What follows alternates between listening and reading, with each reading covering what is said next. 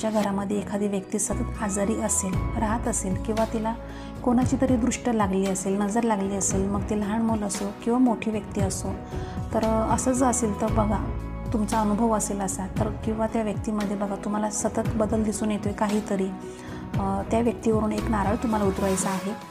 आता त्या नारळावर तुम्हाला शेंदुराने किंवा अष्टगंधाने त्रिशूळ काढायचं आहे आणि त्रिशूळ काढायला बघा फार अवघड नाही, तुम्ही गूगलवर बघू शकता आणि तशा पद्धतीने त्रिशूळ काढायचा आहे आणि जो नारळ आहे तो त्या बाधित व्यक्तीवरून, आजारी व्यक्ती आहे तिच्यावरून 7 वेळेस उतरवायचा आहे आणि नंतर एखाद्या मोठ्या झाडाखाली ठेवून द्यायचा आहे नारळ किंवा वाहत्या पाण्यामध्ये सोडून द्यायचा आहे। तुम्ही जर अशा पद्धतीने जर छोटासा असा उपाय केला तर निश्चितच त्या व्यक्तीतील बघा जी नकारात्मकता आहे ती बरोबर हळूहळू कमी होते। या संदर्भात संपूर्ण माहिती आहे आपल्या यूट्यूब चॅनलवर, स्वामी सहस्मिता यूट्यूब चॅनल आहे, तिथं जाऊन तुम्ही संपूर्ण व्हिडिओ पहा। धन्यवाद।